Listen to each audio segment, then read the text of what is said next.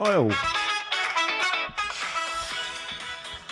29 avril, 17h31, 31, Tel Aviv, en direct d'Israël. De l'intérieur, sans filtre, et en donnant notre avis qui n'engage que nous. Venez pas après dire oui. Enfin, donnez-nous votre avis, commentez, on adore, mais... Oui, d'ailleurs, on reviendra... Arrêtez de me dire que je suis mignonne et que je suis conne, quoi. On reviendra sur les commentaires, il y a des questions. Alors cette semaine, on va vous parler... on va parler un peu de politique intérieure, parce qu'il y a beaucoup de remaniements, surtout dans l'opposition. Donc on peut parler de ça. Et puis il y a des questions qui reviennent souvent dans les commentaires, du genre est-ce qu'Israël est un pays génocidaire ? Ouais, t'es gentil de dire que c'est des questions, c'est plus des insultes. Généralement, c'est Israël genocide. Et donc, toi, Ronnie, toi personnellement, toi, tu fais un génocide. Et donc, on va essayer de vous expliquer pourquoi, en fin de compte, non, pas du tout. Et on rigole, mais c'est un sujet horrible et ça nous fait pas du tout rire. Mais on rit, ouais. Donc on va revenir sur des termes qui reviennent souvent, sionisme, génocide, colonialisme, apartheid, non. Et on va faire le point aussi, on a eu plusieurs semaines de suite des commentaires qui nous demandaient de faire le point sur la politique israélienne et particulièrement sur les partis arabes et les grandes annonces des partis de l'opposition qui disent qu'ils vont ou non former une coalition avec les Arabes. Donc on va essayer de débriefer tout ça. On va un peu moins parler de l'actualité, du quotidien, et plus se focaliser pour vous donner des éléments de réponse sur la politique israélienne, où on en est à 6 mois des élections. Quand il n'y a pas de missiles qui tombent, il n'y a rien à dire. Ouais, bah c'est bien, on peut parler d'autres choses. Tout va bien. Enfin, il y a quand même aujourd'hui, je crois, une ATRA, une alerte dans le Nord. Un cas de BAM. Oui, on ne se rend pas compte, mais il y a quand même... Dans le Nord, il n'y a pas du tout de cessez-le-feu. Je ne sais pas ce qu'on vous dit en France et à la télé dans les infos internationales, mais alors le cessez-le-feu avec le Liban, ce n'est pas du tout un cessez-le-feu, parce que les habitants du Nord d'Israël sont attaqués et vont aux abris au moins une fois par jour. Donc bon, voilà. Ça, on en a parlé la semaine dernière du Hezbollah et il continue en fin de compte. Et on avait parlé aussi de la paix avec le Liban. Est-ce que c'est possible ? Comment ça avance ? J'ai l'impression que les Libanais ils commencent à se réveiller. Le gouvernement libanais. Déjà, il y a des pourparlers qui sont engagés, qui sont plus sérieux que c'est juste les ambassadeurs. Oui. Vu que tu as le Premier ministre ou le président, je sais pas, c'est le Premier ministre ou un président ? Aoun. C'est le président, je crois. Et donc, qui s'est déplacé à Washington. Et puis, il y a Netanyahou qui est censé y aller aussi. Ils sont censés être tous les trois là-bas. Donc, peut-être qu'ils vont réussir à... Bonne excuse pour éviter son procès. T'as vu que cette semaine, il n'est pas allé, il a annulé 1 heure avant. Il a dit non, il y a des raisons sécuritaires. Mais ce qui est incroyable, c'est qu'il peut le faire. C'est ça qui est incroyable. C'est-à-dire il donne un coup de téléphone, il téléphone en disant je ne viendrai pas à mon procès. Pour des raisons sécuritaires. Pour des raisons sécuritaires, et évidemment. Il ne vient pas. Ouais, et puis... Alors moi, je suis passée par hasard devant le tribunal à l'heure où était censé commencer le procès. Par hasard, c'est dans le centre de Tel Aviv. Et il y a ces manifestants que j'adore, enfin que je trouve être super créatifs aussi, qui sont dans toutes les manifs et depuis Balfour, donc depuis vraiment des années et des années et des années, depuis que le procès de Netanyahou a commencé, ils sont en salopette, enfin pas en salopette, en combinaison orange de prisonniers, avec le masque de la tête de Bibi, donc on voit que les yeux. Et ils sont en team, tu vois, et ils viennent manifester partout, et leur mégaphone, et ils disent on n'acceptera pas d'avoir un Premier ministre. Et du coup, ils étaient prêts, tu vois, ils étaient chauds, et en fait, il n'est pas venu, quoi. Mais je suis allée leur dire la cavote. C'est incroyable que tu puisses ne pas venir à ton procès. Mais c'est dingue que tu puisses être Premier ministre et être en procès, de base. Alors ça, ouais, il y a une question à se poser. Est-ce qu'on doit mettre notre Premier ministre en procès et est-ce qu'on ne remet pas ça à plus tard, par exemple comme en France ? Genre une immunité ? Genre, tant que tu es Premier ministre, tant que tu es en poste, tu peux pas être en procès. Oui, mais ça, c'est bien quand il y a une limite de mandat. Oui, quand il n'y a pas de limite de mandat, c'est comme la guerre. Tu sais, la vidéo de Netanyahou qui dit « Non, mais moi aussi, je vais passer en commission pour parler du 7 octobre et vous vérifierez ce qu'a été mon rôle dans tout ça. » À la fin de la guerre, depuis le 7 octobre 2023, on est en guerre. Je me rappelle que de toute façon, il avait dit il n'y a pas de problème, de toute façon, il n'y aura rien à ce procès. Ah, sur son procès à lui, Sur son procès, oui, il n'y aura rien puisque lo haya kloum. Lo yeklum ki lo yaklum. Il y aura rien, ils trouveront rien puisqu'il n'y avait rien à trouver. Il n'y a rien, ouais. Et ça fait quand même quelques années que ça dure. Et ce qui est incroyable, c'est qu'ils puissent appeler c'est dingue. les avocats ou les juges en leur disant aujourd'hui je viendrai pas, quoi. Et les gars, ils sont pas de problème, tu nous dis quand tu es prêt, tu nous donnes un petit coup de fil pour nous dire quand tu peux venir. Voilà, petite ouverture qui met dans l'ambiance. Et donc en te parlant du Liban, on en avait parlé, c'était la semaine dernière. On s'était un peu pris la tête là-dessus. Qui peut désarmer le Hezbollah ? Il y a 2 semaines, ouais. Et est-ce que ça peut être faisable ? Et là, tu sens que les Libanais, ils essayent. Parce que tu sais que l'armée libanaise, en fin de compte, elle est armée, c'est les Américains qui mettent l'argent derrière. Mm-hmm. Et donc là, les Américains... C'est pas les Européens ? Non, il y a un peu la France. Ok.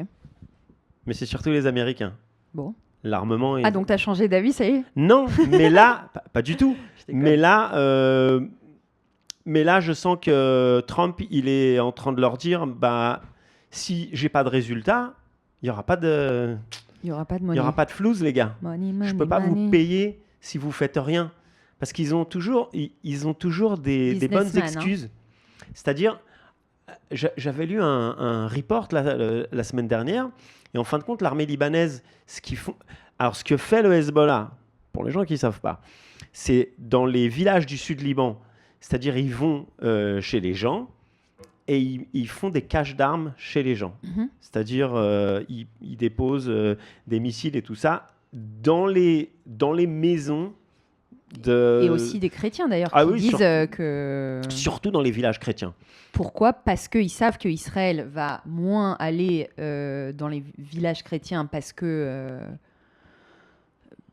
sont censés moins soutenir le Hezbollah et du coup, je pense qu'ils font ça exprès. Dans le sud du Liban en plus, il y a beaucoup qui soutiennent le Hezbollah. Et donc, ce qui se passe, c'est qu'ils ont envoyé l'armée libanaise qui est censée venir un peu faire le ménage. Et à chaque fois qu'il faut aller chercher les caches d'armes dans les maisons, ils y vont pas, ils rentrent pas dans les maisons, eux, parce qu'ils disent propriété privée, donc on peut pas rentrer. Et là, et donc ce qui se passe, c'est que les Israéliens, ils y vont, ils appellent en disant si vous sortez pas, nous on bombarde la baraque parce que c'est de cette maison-là que vous nous tirez dessus et qu'on sait qu'il y a des armements planqués à l'intérieur, donc nous on le fait. Et j'ai l'impression que là, cette semaine, avec les pourparlers, les Américains, ils sont en train de dire si vous y allez pas, si vous donnez pas vraiment les moyens et qu'on ait des résultats, il n'y a pas d'argent. Et je pense que ça. Et je pense que ce nouveau Premier ministre là, je pense qu'il les aime pas, le Hezbollah. Ah bah non, c'est le premier. Attends, c'est lui qui a dit qu'il fallait des négociations directes avec Israël et tout. Et d'ailleurs, quand tu dis ça, j'ai vu à deux reprises cette semaine 2 personnes différentes dans des talk-shows ou à la télé libanaise. Des jeunes qui disaient qu'il faudrait faire la paix avec Israël. Et du coup, tu vois, c'est les deux, ils disent ça, et t'as tout le reste du panel qui dit mais t'as pas honte, quelle honte machin et tout ça. Et tout. Oui, j'ai vu ça. T'as vu ? Et du coup, c'est intéressant parce que c'était commenté dans le sens où vraiment par des experts de la société libanaise, enfin en Israël, mais qui sont spécialistes du Liban, et qui disaient que vraiment c'est du jamais vu. C'est-à-dire des jeunes. Et donc ils disent, même si là ça marche pas, le fait de normaliser même un discours de paix, c'est incroyable. Ouais, et puis en plus, il y en a qui commencent à relever la tête. Parce que le mode operandus du Hezbollah, c'est de tirer sur Israël, de chercher la réplique, et puis qu'une fois qu'il y a des représailles, ils se posent en révolutionnaire, protecteur d'Israël, protecteur du Liban et tout ça. Comme le Hamas, non ? C'est la même technique. Oui, mais donc ce qui est incroyable en plus, c'est que c'est repris cette tactique de faire croire que c'est les sauveurs, ils sont là. Souvent, tu lis en commentaire, heureusement qu'il y a le Hezbollah pour sauver le Liban, pour protéger le Liban. Ah oui, parce qu'ils pensent qu'Israël va coloniser le Liban. Sinon, on aurait déjà pris tout le Liban, alors qu'il n'y a aucune aspiration israélienne à coloniser le Liban. Non. Et donc là, il y a des... Attends, on va le répéter, il n'y a aucune aspiration israélienne à coloniser... Regarde le la caméra Liban. quand tu dis ça. Aucune aspiration. Non mais les gars, vraiment, vous pouvez trouver plein de folies du gouvernement israélien qu'on débriefe ici chaque semaine. Ça n'a même pas été dit. C'est pas vrai. Donc arrêtez. Voilà. Je suis désolée, j'avais besoin parce que ça y est. On va vouloir coloniser la France bientôt. Non, mais tu vois ce que je veux dire ? Enfin, c'est n'importe quoi. Oui, puis en plus, si ça avait voulu être colonisé, ça serait fait depuis longtemps. Je t'avais dit, d'ailleurs... on en avait parlé. Ouais. Et donc, là, il y a des gens qui commencent à dire, mais pas du tout. En fin de compte, s'il y avait pas le Hezbollah, en plus, ils se disent protecteurs du Liban. Alors, et là, on leur fait souvent le reproche, mais en fin de compte, vous êtes là pour l'Iran. Puisque le cessez-le-feu avec l'Iran... On voit bien que les Iraniens, ils disent oui, le cessez-le-feu avec les Américains, d'accord, mais seulement s'il y a le cessez-le-feu au sud Liban. Et donc les Libanais ils disent mais quel est le rapport ? Mais on sait que les fonds du Hezbollah. Et donc ouais non mais là tout est. Oui. Non, tout est en plein jour. Tu as raison parce que si c'est pas clair pour certaines personnes, il n'y a pas de doute. Voilà, il n'y a pas de doute que le régime iranien a pour but de développer le terrorisme anti-Israël, anti-américain, mais donc anti-Occident, plus de développer et d'être une plateforme de drogue pour le monde entier. Et ils ont créé des proxys, c'est-à-dire des faux régimes, des milices qui sont censées développer leur intérêt, qui est de détruire Israël. Au Liban, c'est le Hezbollah. À Gaza, c'est le Hamas. D'ailleurs, en Cisjordanie aussi, il y a le Hamas. Et c'est ça leur but. Enfin, ils s'en cachent pas. Je sais pas, et donc, la charte du Hamas, les Libanais, ils commencent à leur... Enfin, tu les entends en leur disant... mais il y a un truc qui s'est on développé. le voit maintenant, c'est clair. Ouais. Parce que pourquoi vous vous acharnez à tirer sur Israël ? Vous savez bien que vous faites tout pour, en fin de compte, faire clasher ou faire tomber le cessez-le-feu entre les États-Unis et l'Iran. Donc, s'il y a cette volonté... T'es optimiste. Non, mais je vois que peut-être qu'il y a une... Ouais. Peut-être qu'ils vont arriver à se donner les moyens de faire changer ça. Bon. Politique intérieure, affaire à suivre. On va voir. Alors, cette semaine... Il faut remettre la petite... Alors, rebondissement qui était attendu. On savait, donc depuis des mois... Tu pars trop dans les détails. Vas-y. Faut que tu repartes en arrière. Vas-y. Moi, si j'étais toi, je ferais une petite récapitulation de Bechlal, comment ça marche. Opposition, le nombre de sièges au Sénat, tout ça, à l'Assemblée, parce que sinon, pour quelqu'un qui n'a pas l'habitude de la politique israélienne, tu comprends pas exactement comment ça marche. Ok, alors je commence et puis tu... Vas-y. Tu rajoutes. 101. Le Parlement israélien s'appelle la Knesset. Voilà, tu vois. Il est censé élire des députés dans ce qu'on appelle des élections législatives proportionnelles. Et donc, ça veut dire quoi ? Ça veut dire qu'on n'a pas en Israël des élections législatives et des élections présidentielles. On a, une fois tous les 4 ans, au mieux, des élections avec des listes de partis qui se présentent et le parti qui a le plus de votes n'est pas nécessairement celui qui gouverne. Une fois que les électeurs ont dit leurs derniers mots, ont mis leur bulletin de vote, il y a une période qui se met en place où, en fait, les chefs de parti vont essayer de créer ce qu'ils appellent une coalition. Voilà. Et donc il n'y a pas de grand parti, petit parti. C'est vraiment, en fait, au final, il y a 120 sièges à la Knesset. Celui qui arrive qui a le plus de probabilité de former une coalition avec 61 ou plus, le président d'Israël va lui donner la priorité pour former une coalition. Ensuite, il va avoir une période où cette personne va pouvoir négocier, essayer de former sa coalition. S'il y arrive, ou si elle y arrive, c'est le Premier ministre d'Israël avec cette coalition. S'il n'y arrive pas, alors le président doit passer le relais à la personne qui est en deuxième position. En deuxième position, qui a le plus de voix en deuxième position. Qui a le plus de voix ou le plus de probabilité de former une coalition. Et donc, on repart pour un tour où il faut former une coalition. Ça, c'est, je pense... On repart pour un tour d'essayer de créer une coalition. Voilà. En Israël, J'en perds mon français. En Israël, il n'y a pas plusieurs tours d'élection. Il n'y a qu'un tour.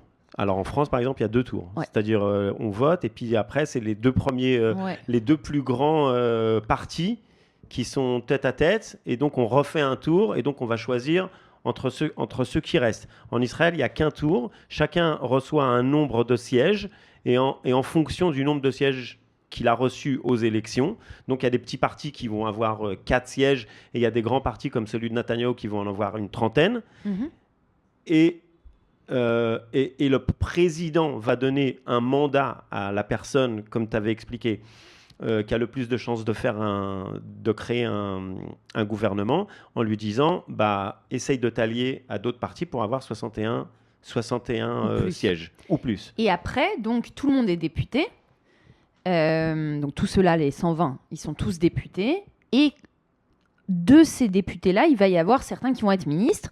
Et il y a une loi qui s'appelle la loi norvégienne en Israël, qui fait qu'en fait, c'est l'équivalent de ce qu'on a en France, qui est de ne pas cumuler les mandats. C'est-à-dire, les ministres, les députés qui vont devenir ministres, ils laissent leur place à celui qui est après eux sur la liste, et c'est cette personne qui les remplace. Donc, on n'a pas de cumul de mandats. On a des cumuls de mandats de ministères. Là, voilà, si vous n'êtes pas au courant, on n'a pas de ministre de la Santé, c'est Netanyahou qui est ministre de la Santé. On n'a pas de ministre de la Défense non plus. Bah si. Non. Officiellement. Oui. Non, mais viens pas compliquer. On a une marionnette, certes. Mais qu'est-ce qu'on a un ministre pour le coup, de ministre de la Santé, on n'a pas de ministre de la Santé. On a un ministre des Transports. On a une ministre des Transports. Est-ce qu'elle est vraiment ministre des Transports? Non, parce qu'elle est en transport à l'étranger toute l'année. Bref, donc tout ça pour dire qu'une fois qu'on a une coalition qui est formée, la Knesset est divisée en 2. La coalition qui donc est le gouvernement. Donc comme avec vous voyez, 60 sièges plus. 61 plus. Oui, 61 plus. Et donc comme vous voyez, il n'y a pas de séparation, c'est hyper important, concrètement entre le gouvernement, c'est-à-dire l'exécutif, et le Parlement. Donc il n'y a pas de séparation des pouvoirs, ce qui est hyper important. Donc la vraie seule séparation des pouvoirs qu'on a en Israël, c'est entre les tribunaux et l'exécutif. C'est le judiciaire, on va dire. Ouais, le judiciaire est plus séparé, mais le législatif et l'exécutif sont en fait ensemble. C'est le même. Voilà. Donc, il n'y a pas du tout ce truc de... c'est censé être, mais c'est les mêmes. Checks and balances. C'est même pas censé être. Non, c'est pas censé. Pourquoi tu dis c'est censé?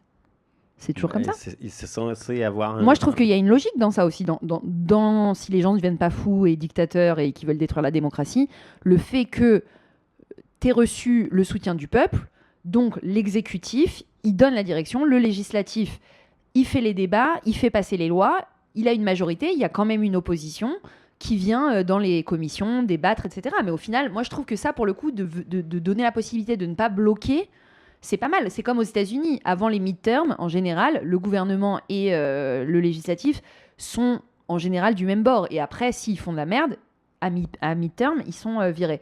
Donc nous, on doit attendre en fait les prochaines élections. Et il y a une grande instabilité politique en Israël, toujours, parce qu'il n'y a pas du tout ce truc de on attend les prochaines élections. Moi, ça m'a vachement choquée quand j'ai commencé à travailler dans la politique en Israël. C'est ce truc de directement, quand le gouvernement il est élu, on va tout faire pour faire tomber le gouvernement. Je dis, attends, ils ont été élus, 2 secondes, laisse-les. Et en fait, et là maintenant, c'est un gouvernement le plus extrême droite qu'on ait eu, mais même quand c'était des gouvernements gauche-droite avec une alternance, il y avait ce truc de... En fait, c'est une formalité, ces 4 ans, ce terme de 4 ans, ce mandat. Hein, je suis d'accord. Enfin, t'es d'accord avec moi? C'est-à-dire, il y a un truc qui est quand même profondément israélien de dire, peu importe, le but de l'opposition, ça va de faire tomber dès le premier jour, quoi. Alors que ça a été élu. Et c'est un des commentaires que je vois aussi pas mal sur Internet. Ce truc de, au final, Netanyahou, il a été élu, vous aurez votre chance aux prochaines élections. Yesh bezemachou, c'est-à-dire, tu vois, avec une mentalité de française, tu peux te dire, oui, effectivement, ils ont fait 4 ans, pourquoi vous pouvez vous battre dans les rues, à faire des manifs, vous pouvez faire passer votre message à l'opposition dans le Parlement. Il y a la société civile, tu peux faire, et puis c'est à toi de prouver. Mais c'est pas ça, c'est ça qu'il faut comprendre en Israël, c'est que cette instabilité, elle est vraiment construite, en fait. Et donc, on a très rarement des élections qui sont tous les 4 ans, et ce qui se passe, c'est que c'est généralement un vote de... comment on dit ? Non, il y a un mot en français pour faire dissoudre la Knesset, de... Bon, j'ai plus le mot. Quand on vous soutenait, écrivez-nous le mot. Tu sais Je me rappelle plus. En gros, qu'il y a plus de... En hébreu, c'est faire passer une loi qui montre le manque de confiance en le gouvernement. Et donc la Knesset... Ouais, de non-confiance. Ouais, il y a un mot. Il y a un mot? Ouais. On ne sait pas, je suis désolée. Et donc... ça va me trotter dans la tête. Laisse tomber. Donc, c'est généralement la Knesset qui, à des moments précis, va amener cette loi quand elle est sûre que l'opposition est sûre d'avoir une majorité, c'est-à-dire qu'elle a soit réussi à convaincre des gens du gouvernement de voter contre ou qu'il y a un sujet qui fait tellement débat. Mais en général, ce qui se passe, c'est que c'est le gouvernement qui décide que c'est dans son intérêt de dissoudre la Knesset et d'aller aux élections. Voilà. Donc là, c'est un peu ce qu'on attend. C'est-à-dire, on attend que Netanyahou décide. Ou alors, c'est un parti de la coalition qui n'obtient pas ce qu'elle veut, un petit parti, donc en général l'extrême droite, les ultra-orthodoxes, et qui vont dire à Netanyahou, soit tu nous donnes ça, soit on se barre. Et Netanyahou, du coup, il redonne de l'argent, il fait des compromis, machin et tout, parce qu'il préfère rester au pouvoir, là où d'autres coalitions... Et c'est ce que lui reproche évidemment toute l'opposition depuis le début de son mandat, qui en fin de compte, il est au pouvoir juste pour rester au pouvoir, et il fait cette coalition avec des gens qui sont vraiment persona non grata, quoi. Enfin, des anciens repris de justice comme Ben Gvir, c'est incroyable. Enfin, non, qui n'a pas servi une journée dans l'armée. Incroyable que ce type-là soit aujourd'hui le chef de la police. C'est-à-dire, et d'ailleurs, tourne la police en ministre politique. Quoi. Et donc, ce type-là, qui est littéralement un repris de justice, il est ministre. Et repris de justice pour terrorisme juif. Et pas qu'une fois. Ah non. Et donc, ce type-là, il est ministre de la sécurité intérieure. Et donc, tous ces ministres à Netanyahou, c'est des gens qui sont là, pas parce qu'ils sont bons dans leur job, mais parce qu'ils leur donnent quelque chose en retour. Après, ils ont été élus. C'est fou que ces gens-là puissent se présenter. Oui, mais par exemple, oui, d'accord, tu as été élu, mais après, quand tu crées un gouvernement, tu es censé, enfin, tu n'es pas obligé, mais tu es censé mettre des gens, mettre des ministres, choisir tes ministres en fonction de ce qu'ils savent faire. C'est-à-dire... par exemple, à la défense, tu vas essayer de chercher un ancien officier, un ancien commandant de Tsahal, et de le mettre, lui, ou un commandant de l'armée de l'air ou de la marine, bref, quelqu'un qui a fait ses preuves en tant que soldat. Alors que là, depuis qu'il a limogé Gallant, on a ce gars, on en parlait il y a 5 minutes, on a ce gars qui s'appelle Israël Katz, qui est vraiment là, mais il est là, il fait quoi? C'est une marionnette. Mais c'est tous des marionnettes. Il n'y en a pas un qui n'est pas une marionnette. Dans son gouvernement. Il y en a qui sont des marionnettes de Bibi et il y en a qui sont des repris de justice. Oui, mais c'est des marionnettes aussi parce qu'en fin de compte... non, ils tiennent Netanyahou. Oui, mais ils sont pas là. Non, c'est pas des marionnettes. Ce que je veux dire, c'est qu'ils ne méritent pas d'être là. Par exemple, Smotrich. Non, ils n'ont aucune compétence. Il n'a pas les compétences pour être ministre de l'économie israélienne. Ce mec-là, il parle pas anglais. Il parle pas un mot d'anglais. C'était quoi qu'il avait dit, grandmother? My grandmother. Si vous connaissez pas ce truc, je vous invite à le regarder. Ce type-là qui est censé... C'est en France d'ailleurs.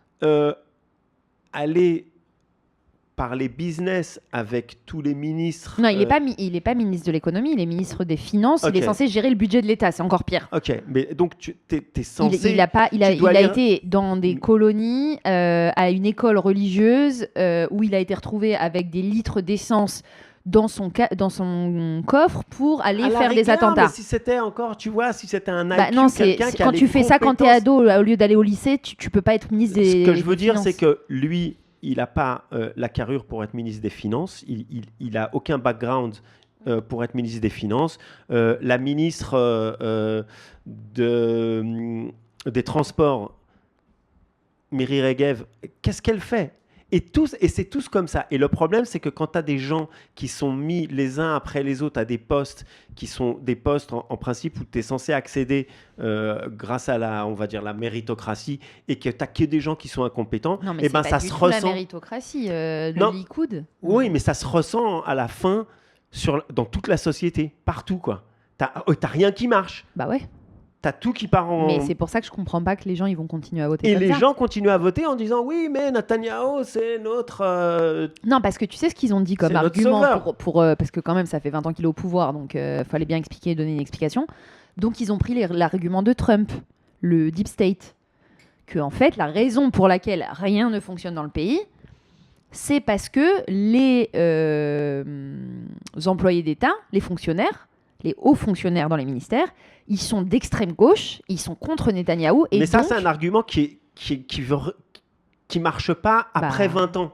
Parce que ça fait 20 ans qu'il est au gouvernement. Si ça faisait 1 an qu'il était au gouvernement, il pourrait venir en disant « Écoutez, moi, j'essaye de faire mon boulot, mais à chaque fois, j'essaye d'ouvrir une porte et il y a des gars, ça fait 10 ans qu'ils sont là, ils ont été placés par le gouvernement d'avant. » Mais là, ça fait 20 ans. Toutes les personnes qui sont... Non, mais surtout qu'elles sont toutes... moi, j'ai travaillé au gouvernement, je peux te dire que dans les ministères, c'est clairement pas des gens de gauche. Oui, non, mais en plus, elles ont toutes été postées par Netanyahou. Par ce gouvernement et par l'extrême droite. Donc, voilà, quoi. Ouais, bah c'est peut-être ça aussi, c'est peut-être des incompétents à tous les niveaux. Mais il y a des incompétents à tous les niveaux. Et c'est pour ça qu'on part vraiment en... Ça part mal.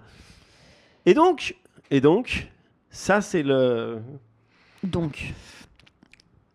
Ça, c'est le... Je réfléchis s'il y a d'autres infos. C'est la vision en large. Et donc là, ce qui est en train de se passer, c'est qu'on est à la veille des élections. Enfin, la veille. On va bientôt aux élections, on commence à les voir. En gros, juste un autre élément d'information, je pense, c'est que donc, les élections prévues, si le gouvernement tient 4 ans, ce qui est fou qu'il ait tenu 4 ans, c'est fin octobre, début novembre. Ça, c'est la date officielle. Moi, mon interprétation, c'est que je ne vois pas comment Netanyahou, c'est dans son intérêt, sachant que ça veut dire que tout le mois qui précède d'aller au vote, c'est un mois où il y a toutes les commémorations du 7 octobre et tous les anniversaires des personnes mortes, décédées, tuées, les soldats tombés au combat et tout.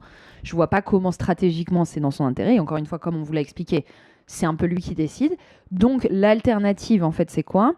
C'est de dire que là, jusqu'au 15 mai, je crois, la Knesset est en vacances de Pessah prolongées, parce qu'il y a juste la guerre et c'est pourquoi pas aller en vacances. Donc ils sont en vacances, ils reviennent bosser à partir de mi-mai, et ensuite ils repartent en vacances cet été. Il faut bien se calmer. Jusqu'au Chagim, ouais. Donc jusqu'à septembre. Jusqu'aux fêtes. Donc en fait, ces périodes-là, on ne peut pas faire tomber la Knesset, tomber le gouvernement. Donc, en gros, on va savoir si les élections sont vraiment fin octobre ou si elles sont avancées dans la période à partir de mi-mai, où là, si Netanyahou décide d'anticiper les élections, il va faire voter cette loi à la Knesset pour faire tomber le gouvernement et commencer le processus d'élection, c'est-à-dire à partir du moment où le gouvernement tombe, 90 jours jusqu'au jour des élections. Et donc, ça veut dire que, à mon avis, voilà, je mets de l'argent sur Polymarket. Non, mon guess à moi, c'est qu'il a plus intérêt à faire ça, c'est-à-dire à faire tomber le gouvernement là le mois prochain. Oui, que les élections elles soient avant le mois d'octobre. Qu'elles soient début septembre, avant les fêtes, avant le mois d'octobre, avant les commémorations. C'est un peu notre intuition à tous, mais il faut se rappeler que Netanyahou, son but, c'est de rester au pouvoir. Plus il est au pouvoir, plus il a des excuses pour ne pas aller à son procès. Et donc, on est un peu dans le... Mais donc j'ai envie de te dire, on n'est quand même pas à la veille des élections. Ça peut être dans 6 mois. C'est quand même... C'est-à-dire, oui, bien sûr, c'est imminent. Ouais. Mais on n'est pas dans 2 mois, c'est joué. Il peut se passer tellement de trucs dans la société israélienne, dans la politique. Alors, parle-nous de ce qui se passe dans l'opposition. Ouais. Donc, qui sont les grands partis de l'opposition en ce moment? Qui sont les têtes de liste de l'opposition israélienne? Qui a une chance? Souvent, il y a un truc qu'on entend souvent à l'étranger, et souvent les Français, la diaspora, les Juifs de France, ils disent ça. De toute façon, personne ne pourra remplacer Netanyahou. Il n'y a que lui qui a la carrure. C'est un truc qui revient souvent. Si seulement c'était. Il n'y a que lui à l'international et tout ça. Qui va pouvoir remplacer? J'imagine pas. Enfin, j'entends souvent cet argument. Imagine un Lapid aller parler avec Trump ou un Bennett ou un Yair. Moi, ça me pose pas de problème d'imaginer ça, perso. Moi, mon chien, il peut faire un meilleur boulot. J'ai pas de chien. Mon chat, je le verrais facilement remplacer Netanyahou. Mais donne-nous un peu l'horizon chef de l'opposition, Yair Lapid, Yesh Atid. Centre. Qui c'est ce monsieur? Spot de Macron. C'est la même cam que Macron. En plus aimé peut-être. Sexy. Il a un petit regard. Ouais, alors il était journaliste, très charismatique, il sait jouer avec les médias, la caméra et tout. Son père, c'était aussi un homme politique. Enfin, non, pas un homme politique, mais écrivain aussi. Ouais. Donc il vient d'une famille comme ça, très mamlartite, quoi, très connue et respectée. À la suite de du grand mouvement social contre le coût de la vie en 2011, il a créé ce parti Yesh Atid qui avait pour but d'être un parti ni gauche ni droite, qui était du coup le début du centre en 2011, avec cet élan de jeunes, de familles, de jeunes familles qui n'ont pas l'argent pour s'acheter un appart, etc. Et donc il avait en fait cet espoir d'une sorte de centre un peu qui allait renforcer la middle class. Je pense qu'il a quand même beaucoup de députés, c'est-à-dire c'est un parti qui est vraiment important. Mais voilà. Pourquoi ça marche pas dans ta tête? Moi, je pense que ça marche. Oula, c'est une grande discussion. Moi, je pense que le concept du centre, c'est pas un concept qui marche en politique, malgré que c'est ce que tout le monde souhaite qu'on leur dise qui va marcher. C'est-à-dire, ils souhaitent qu'on leur dise que tout va aller bien, qu'il n'y a pas besoin d'être ni de gauche ni de droite, que c'est ni les extrêmes, ni de gauche ni de droite. Il y a ce truc comme ça de quand tu demandes aux gens, aux Israéliens. C'est-à-dire, quand tu leur dis vous êtes de gauche ou de droite, oulala, non, moi je suis du centre. En fait, quand tu leur parles, tu vas voir qu'ils soient soit de gauche, soit de droite, en fait. Mais il y a ce besoin de légitimer une sorte d'avoir peur, en tout cas, voilà, on crée un truc nouveau, on n'est ni de gauche ni de droite. Mais au final, il y a des façons concrètes de savoir si tu es de gauche ou de droite. Après, tu peux ne pas aimer ce que Netanyahou dit de la gauche, qu'on est des traîtres et tout, donc tu peux être un peu frileux, ou tu peux ne pas aimer ce qu'on dit de la droite parce que c'est Ben Gvir, mais... Le problème, c'est que les gouvernements qui se forment, c'est pas des gouvernements ou de gauche ou de droite. Parce qu'il y a la dynamique de pour ou contre Netanyahou. Parce que Netanyahou, il a cassé ce concept enfin, lui, il fait un gouvernement, peu importe si c'est un gouvernement, il peut dire ce qu'il veut déjà, il peut prendre des gens comme Bennett ou Lieberman et les traiter de gauchos, ce qui est incroyable, alors que c'est tous les deux des extrêmes droitistes. On va en parler. Plus à droite que ça, enfin, je ne sais pas comment tu fais, mais il n'a pas de problème à les cataloguer, lui. Bien sûr. Mais parce qu'il n'y a pas de vérité. De gauche. Et on n'a pas de problème dans la société israélienne à cataloguer en ce moment son gouvernement de droite, alors qu'une grande partie de son gouvernement, qui sont les orthodoxes, les religieux, les ultra-orthodoxes, ils sont passionnistes. Ils sont passionnistes, Bechlal. Donc ils sont ni de droite ni de gauche, ils sont rien du tout. Eux, ils sont là pour le blé. Eux, ils étaient avec Rabin quand c'était leur intérêt. Ils sont là vraiment pour le blé. Et pareil avec les partis arabes dont on va parler, Netanyahou, on sait qu'il avait voulu, pour son intérêt, pour être au gouvernement, faire une alliance avec les Arabes si ça lui servait à arriver à 61. Et puis après, donc ce schéma gauche-droite en Israël, c'est plus relevant, c'est plus relevanti. Je parle en hébreu. Ça veut plus rien dire. Ouais. Après, ça voudra peut-être dire quelque chose une fois qu'il n'y aura plus Netanyahou, mais pour l'instant, ça veut rien dire. Mais en ce moment, par exemple, ces élections-là, elles vont pas être le prisme de ces élections-là, ça va pas être la gauche contre la droite. Non, ça va pas être si c'est Netanyahou, c'est la droite, si c'est c'est ou Netanyahou ou autre chose. Je pense que si on c'est extrapole... où la corruption, c'est où on continue à donner de l'argent aux religieux et à leur laisser ne pas aller à l'armée, ou on passe à autre chose. C'est ça, et c'est pas une question de gauche-droite. Il y a plus vraiment Imagine que tu as une alliance entre Bennett et Lapid. Attends, on n'a pas encore débriefé qui c'est. Non, mais... Ouais, tu as raison, c'est vrai. Imagine, il y a une alliance entre Bennett et Lapid. Alors, par rapport à ce que... Ce que j'essaye d'expliquer aux gens qui nous écoutent, parce que souvent, c'est « Ouais, mais la gauche, c'est Oslo et tout ça. » C'est fini tout. Enfin, c'est pas le sujet de ce qui... de ce qui dérange de ce qui empêche les Israéliens de voter ou de ce qui dérange les Israéliens. Les Israéliens, ils vont pas aller voter aujourd'hui à gauche ou à droite. Ils vont aller voter certains parce que Netanyahou, c'est leur petit chef et c'est leur Staline à eux et ils veulent continuer avec ce gars-là. Et il y en a qui veulent continuer avec l'expansion des colonies en Cisjordanie et donc eux, ils vont voter avec les colons. Il y a les religieux qui, eux, ils veulent leur blé, donc ils vont voter avec Netanyahou. Et il y a l'opposition.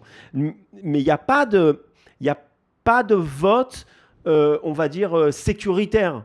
En se disant, ouais, si je vote Netanyahou, c'est parce que je crois à sa vision de la sécurité israélienne. Non, mais tu ne peux pas vraiment poser cet argument, puisque déjà, au niveau de la sécurité, la pire horreur sécuritaire qui se soit passée, elle est arrivée sous le mandat de Netanyahou, et que tu as des gens dans l'opposition, encore une fois, Bennett et Lieberman, qui sont franchement d'extrême droite. Donc au niveau sécuritaire, tu fais pas, des gars qui aiment moins les Arabes qu'eux, c'est rare d'en trouver. Encore une fois, je pense que ça c'est.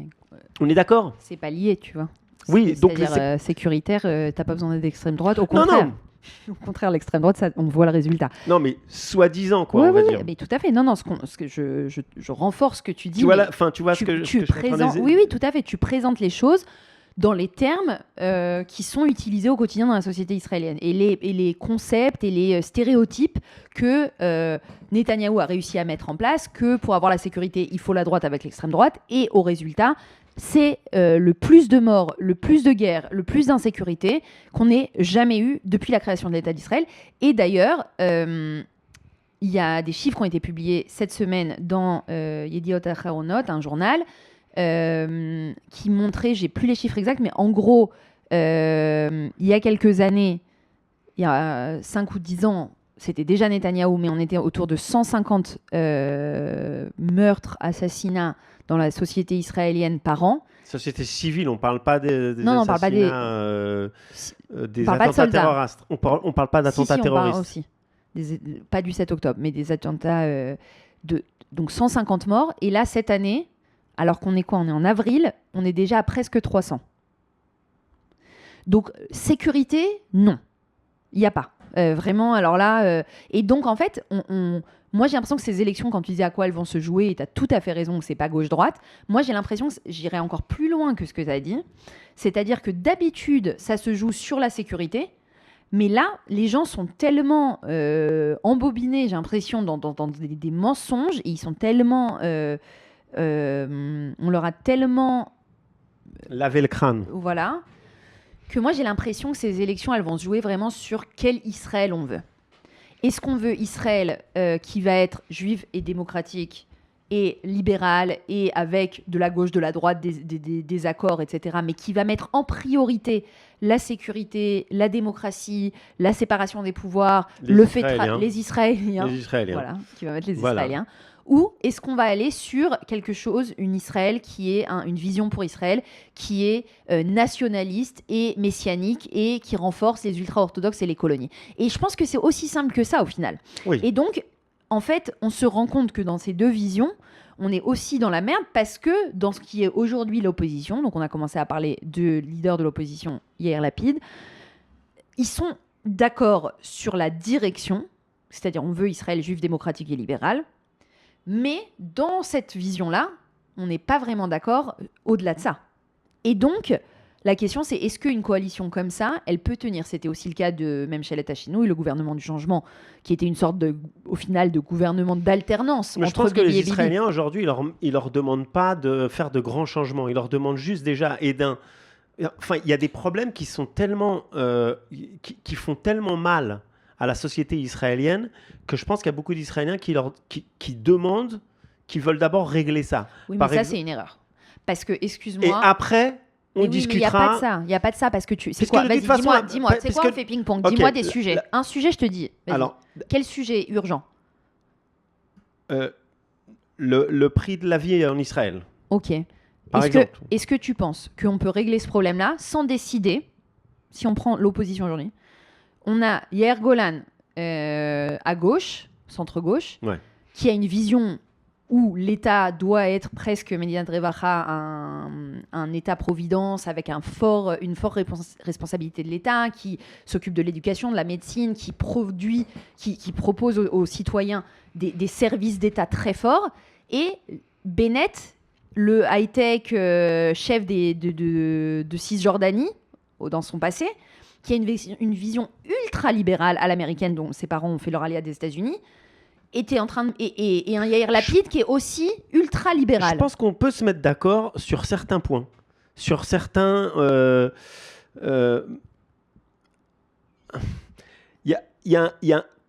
Quand tu es d'accord avec certaines personnes sur le fait qu'on puisse discuter ensemble, tu peux au moins commencer à poser, à faire, je sais pas, un premier pas. Tu peux pas... C'est évident, je suis d'accord que c'est ce qu'il faut, mais je te dis qu'il y a un moment, et c'est pour ça que... On va pas faire la paix avec les Palestiniens avec cette coalition. Mais pourquoi Parce qu'évidemment, il y en a, parce qu'ils n'ont pas les mêmes, la même vision. Netanyahou, donc c'est bien, je suis bien d'accord. Bennett, par exemple, pour lui, il devrait avoir. De toute façon, lui, il l'a dit plusieurs fois. Il a dit, il n'y aura jamais d'État palestinien. Donc pour lui, la question d'Israël, de 2 États, Palestine, Israël, tout ça, pour lui, tout ça, ça passe à la trappe. C'est pas sa vision du jeu. Pour lui, l'État palestinien, c'est la Jordanie. Il le dit, il l'a dit plusieurs fois. Donc, je ne sais pas s'il continue à le dire. Je l'ai entendu il n'y a pas longtemps sur un podcast en anglais. Il a dit quel État palestinien. Donc il était en mode pas du tout. Donc tu vois, quand on a un Bennett comme ça et un Yair Golan de l'autre côté qui te dit En bitachon bli shalom. On est d'accord, mais je pense qu'au point où on en est, la situation, elle est tellement catastrophique à l'interne. Mais on est d'accord sur le constat. Que les gens, ils sont prêts à aller voter. Même des gens qui sont, on va dire, comme moi, on va dire qui sont de gauche, ils sont prêts à accepter qu'on fasse un gouvernement avec Bennett, qui est d'extrême droite, et même qu'il soit Premier ministre pour une partie du mandat, juste pour en finir une fois totalement avec tout ce qui est corruption, tout ce qui est ultra-orthodoxe, qui font rien et qui prennent des milliards à l'État, et d'un peu remettre les choses en place. On se remet dans la ligne de ce qu'il y avait avant les années Netanyahou, et là, on peut se remettre à s'engueuler entre nous. Oui, mais encore et une à fois, pas être d'accord sur... Tu as tout à fait raison, c'est évidemment ce que la majorité des électeurs de l'opposition pensent, que ce soit très clair. Maintenant, moi, je vais donner une position un petit peu plus radicale, et à mes yeux, il n'y a pas de possibilité en fait de cet entre-deux. C'est-à-dire on vend aux Israéliens un mensonge où on leur dit ça va aller. Et en fait, on ne se rend pas compte que c'est-à-dire que les Israéliens ils pensent qu'ils vont voter pour Bennett et que il a changé et que maintenant... Mais ça les intéresse même pas de savoir ce qu'ils pensent. C'est ça qui est incroyable. Et il y a beaucoup d'Israéliens, d'ailleurs, qui sont d'anciens, on va dire, de gauche, qui, à partir du 7 octobre, quand tu leur parles de la paix avec les Palestiniens, par exemple, et de 2 États, ils te regardent en te disant « Mais de quoi tu parles ? Quels 2 États ? On va pas faire c'est pas une question en de 2 États, mais même moi, je peux comprendre. Et donc, on n'en est pas encore là. C'est ça que je veux dire. Non, mais je suis d'accord avec toi. C'est juste qu'à mon avis, c'est un pansement, en fait. C'est pas du tout une solution. C'est pas un pansement. C'est faux. Écoute, c'est de l'antibiotique, là. On est tellement malade qu'il faut quand même prendre pendant une semaine alors d'accord, alors oui. Après... Non, c'est plutôt un vaccin. C'est-à-dire, on te fout de la merde, on te fout Parle-moi pas de vaccin parce que ça va partir en couille. Alors, je fais mon analyse vaccin et je ne te demande pas de réagir. Le concept d'un vaccin, c'est qu'on t'injecte une partie du problème pour que ton corps apprenne à se défendre. Et donc moi, j'ai l'impression que c'est ça la meilleure métaphore, c'est-à-dire on va te mettre du Lieberman et du Bennett en disant ça va être la solution, on va parler que des sujets qui mettent tout le monde d'accord, sauf que je suis désolée, moi ça me met pas du tout d'accord. Ça me met pas du tout d'accord de dire que, et on va en parler, que on fait une coalition démocrate, libérale, on renforce la démocratie israélienne, avec un mec qui au final a sa loyauté envers les colons et qui nous a amené Ayelet Shaked, qui nous a commencé le coup d'État contre la Cour suprême, qui nous a amené Silman et Chikli qui ont fait tomber le dernier gouvernement et qui étaient un truc de cheval de Troie. Le problème, c'est que c'est ou ça ou Netanyahou. Non. Si. Non. Bah, t'as pas d'autre solution. T'as pas d'autres solutions. Alors déjà, t'as pas d'autres solutions. Déjà, moi, je pense que tant qu'on n'est pas vraiment à la veille des élections, on n'a aucune idée de quel candidat va mener l'opposition. Là, il y a une campagne de Bennett... T'arriveras pas à faire voter les Israéliens en masse pour un... Oui, mais il n'y a pas besoin d'en masse. Parce que comme on l'a dit, et c'était important, je pense, de le préciser, c'est pas celui qui a le plus de voix qui forme le gouvernement. Bennett, il a eu 6 sièges et il a été Premier ministre. Mais aujourd'hui, sans se voiler la face, Yair Golan, il sera pas Premier ministre. Je te parle pas de Yair Golan. Peu importe. T'as pas beaucoup de... Ça peut être Eisenkot, ça peut être Lapid, ça peut être Bennett, ça peut être Golan et ça peut être Lieberman. Personne ne sait ce qu'il pense. Personne ne le connaît vraiment. C'est pas ça qui fait que on gagne ou qu'on perd. On est d'accord. Donc c'est pareil. Ok. Moi, Yair Golan, je sais ce qu'il pense. Oui, mais c'est le seul. Non, Lieberman aussi, on sait ce qu'il pense. Bennett aussi. Non, il pense quoi? Ah si, Bennett, tu sais qu'il est de droite. Non, et puis non, les gens te disent il a changé. Non, mais toi et moi, on sait ce qu'il pense. Oui. On sait ce qu'il pense. Si tu l'écoutes, si tu l'écoutes, il donne... Écoute, il parle, il fait des interventions, surtout sur les chaînes de télévision anglo-saxonnes du soir au matin. Il se défoule. Donc, tu l'entends, il le dit clairement. Il mâche pas ses mots. En anglais peut-être, comme Bibi. Oui, en anglais.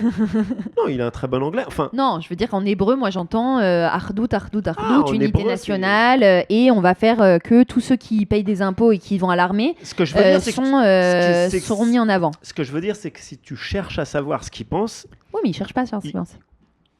Entre toi et moi, oui. On sait ce qu'il pense, on sait qui c'est, oui. On sait ce qu'il veut. Oui. Moi, je suis... Il était avec Bezalel Smotrich et Ayelet Shaked. On sait ce qu'il sait. Oui, d'accord, mais ce que je veux dire, c'est que en sachant qui c'est, en sachant ce qu'il veut, en connaissant ses positions, je suis quand même prêt à l'accepter, moi, personnellement, comme Premier ministre. Le tout, pour moi, c'est d'en finir avec les années Netanyahou, d'en finir avec cette catastrophe qui gangrène Israël de l'intérieur. Si après, il faut repartir sur autre chose et se mettre à se reprendre la tête entre nous, je suis d'accord. Mais le problème, c'est que si on ne se met pas d'accord avant les élections entre nous, on va se retrouver à s'affaiblir les uns les autres et à se retrouver à jouer le jeu de Netanyahou qui, lui, il sait comment gagner. Séparer pour mieux conquérir, diviser pour mieux régner. Voilà, c'est ça. Ça a toujours été sa méthode. Bien sûr. Et alors, donc, on continue notre petit point. Non, mais c'est important. Ouais. Donc, cette semaine, union de Bennett. Donc, on avait expliqué qui c'était Lapid. Voilà, Bennett, on ne sait toujours pas qui est sur sa liste, à part 3 personnes qui l'a présenté, qui sont 2 anciennes directrices de ministères, qui sont très reconnues, mais qui sont ni de gauche ni de droite, qui sont vraiment pour le coup des femmes assez impressionnantes avec beaucoup d'expérience du service public. Un petit jeune qui a créé un mouvement pour les soldats qui se battent et qui disent c'est notre génération, on doit se mobiliser et on n'acceptera plus qu'on soit les seuls à aller se battre quand les autres vont soi-disant yeshiva, mais c'est prouvé que la majorité sont dans les rues à rien faire. Ça, c'est la team pour l'instant Bennett. On ne sait pas ce qu'il veut. On sait pas. Voilà, il dit Brit à Meshartim va Meshalme Missim. Donc là, l'union, on va faire un gouvernement d'union de ceux qui payent des impôts et qui vont à l'armée. Et qui servent. C'est quand même, franchement, un programme sans beaucoup d'ambition. À mes yeux, j'espère qu'Israël c'est un peu plus que ça. Au point où on en est, au niveau. Oui, mais encore une fois, tu vois, moi, le truc de médiocrité, de genre on vise pas haut, alors on va arriver où? On ne peut pas viser haut. Eh bien, je suis pas d'accord. Là, au point où on en est. Bon, on continue. Ok. Lieberman. Donc Yvette. Vraiment, Yvette. De son prénom. C'est vraiment un prénom d'homme ici. Yvette, qui était donc Yvette. Attends, faut dire quand même. Yvette. Il est russe, faut dire. Il est russe, son public, ça tourne toujours entre 8 et 9 mandats depuis des années. Il était au Likoud. Il était avant ça, comment on dit, les mecs qui laissent rentrer dans les boîtes de nuit, là qui laissent pas rentrer. Les gars qui font la sécurité, il était... Bref, vous avez compris. Bref, ouais. Donc ce mec-là est rentré au Likoud. Il a eu plusieurs affaires de corruption Bouncer, qui se sont... Bouncer. Ouais, peut-être un truc comme ça. Bref. Bref. Ouais. Et il a servi avec Netanyahou, il était son ministre de la sécurité. Il est parti, il a démissionné d'un gouvernement Netanyahou parce que... Il n'était pas assez à droite. Non, parce qu'à plusieurs reprises, Netanyahou avait reçu l'information de l'armée et des services secrets où étaient 6 Noirs à Gaza, et Netanyahou a refusé de le tuer. Donc Lieberman avait dit « T'es un gaucho, je me barre », donc il était parti. Donc ça, c'est le réca, le contexte. Qui a longtemps habité dans une des implantations. Oui, il habite toujours. Il est très très dur sur les implantations. Il avait proposé un programme de transfert de territoire pour la création d'un potentiel État palestinien où on prendrait la Wadi Ara, c'est-à-dire la vallée de l'Est d'Israël, nord-est, qui a une très grande population d'Arabes israéliens, donc palestiniens, et qui avait dit on leur donnera cette partie d'Israël, comme ça ils deviennent palestiniens, alors que quand on leur a demandé leur avis, ces Arabes israéliens, je le précise, souhaitent rester israéliens, bien que leur peuple soit palestinien. Donc ça, encore une fois, quand on demande aux Arabes israéliens, ils préfèrent rester en Israël, même quand il y a la création d'un État palestinien. Information très peu relayée. Et donc, mais c'est pas alors un État génocidaire, je comprends pas. Ils préfèrent rester dans ce pays d'apartheid, c'est ça que tu es en train de me dire ? Qu'est-ce que c'est que ce bordel ? Qu'est-ce que c'est que ce bordel ? Est-ce qu'il faudrait peut-être que la gauche woke leur dise qu'ils ne comprennent pas eux-mêmes leur intérêt ? Voilà. Ah, faudrait qu'ils allez viennent leur faire du mansplaining. Donc, les Arabes israéliens. Bref, donc Lieberman, droite. Extrême droite. Tu peux y aller facilement. Droite, radicale, dure. Et aussi le fait qu'il a un background russe.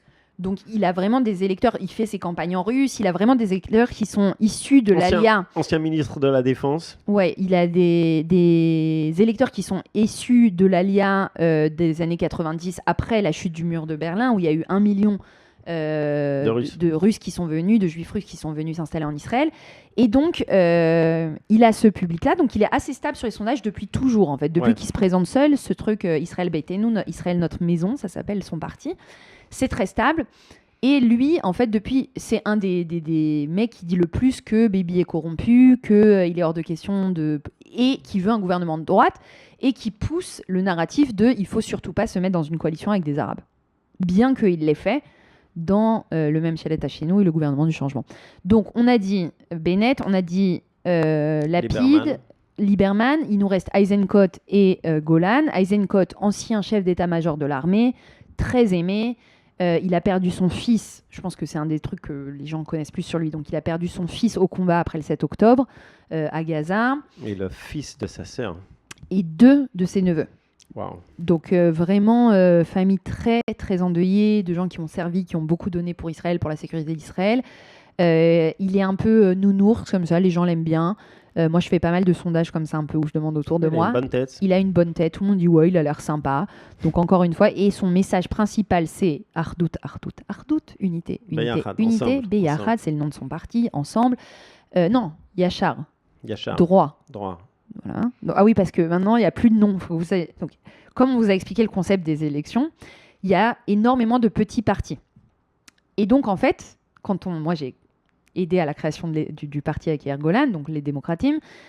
En fait, quand tu vas créer un nouveau parti, tu as une liste de tous les noms qui ont déjà été utilisés. Qui ont déjà été pris. Même s'ils ont été utilisés et qu'ils ont eu un mandat, oui. Un vote. En fait, à partir du moment où il a été voté, tu ne peux plus réutiliser jamais. Sauf s'ils sont défaits. Quoi. Non. Mais comme ils existent encore. Le problème, c'est qu'ils existent encore parce qu'il y a tu peux les reprendre. Oui, tu peux les reprendre. Tu peux les racheter, on va dire. Ouais. Bref, on va garder ça simple. Et donc, du coup, il ne reste plus grand-chose.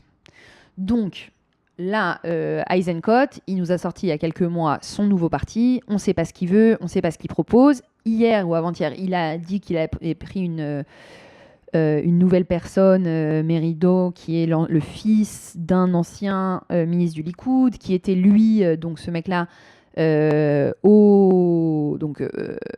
mec qui a fait qui a travaillé dans le service public, qui était haut gradé haut placé dans le ministère des Finances, plutôt à droite.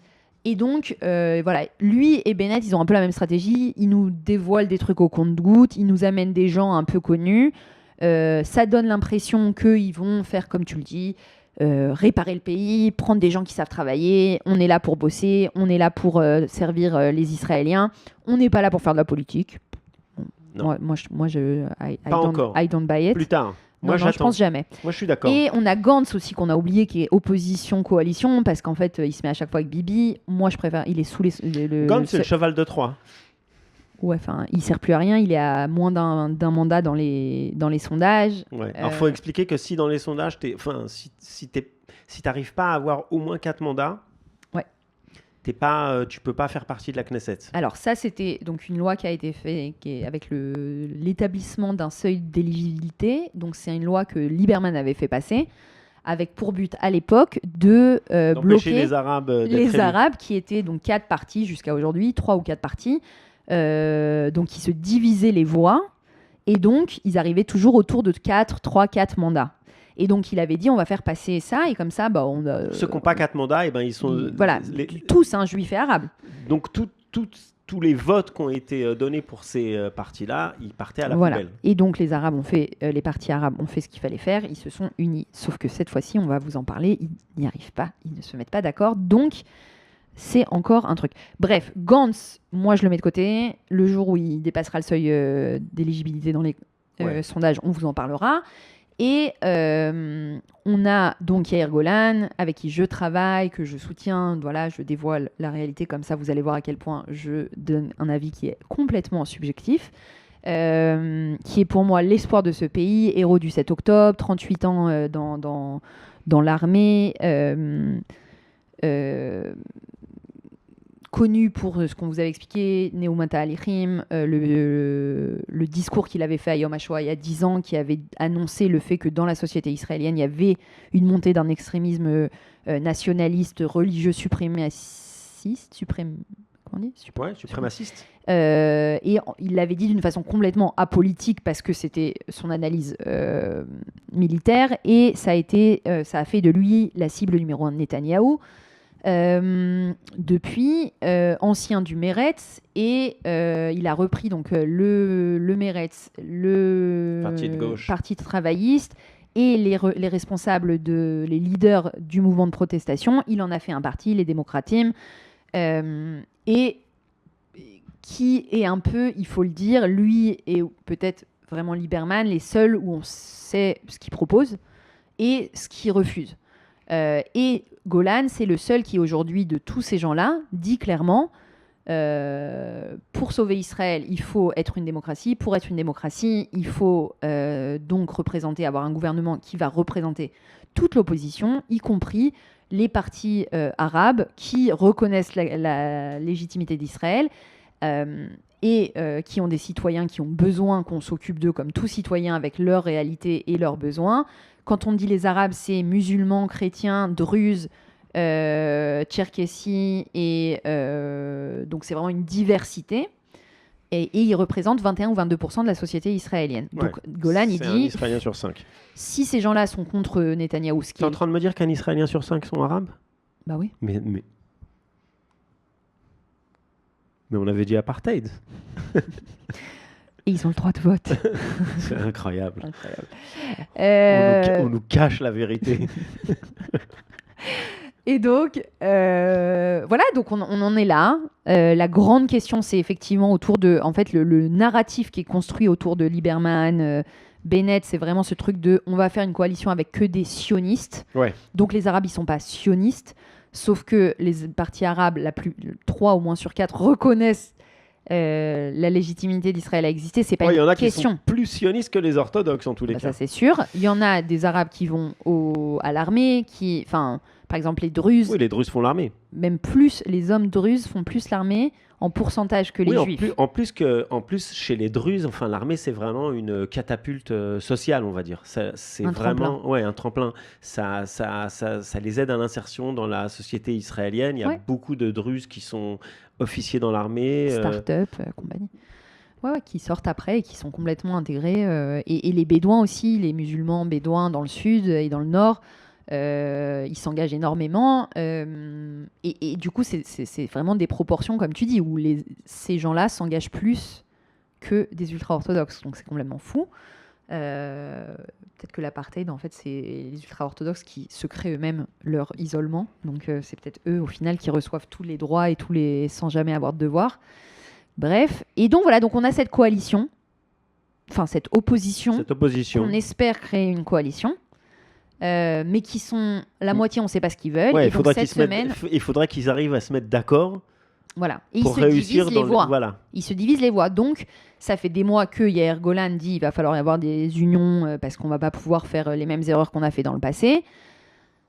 Et donc, on savait qu'à un moment, il y allait avoir une union Bennett, Lapid, Eisenkot, les 3 ensemble, 2 ensemble. On ne savait pas quand, on ne savait pas quoi.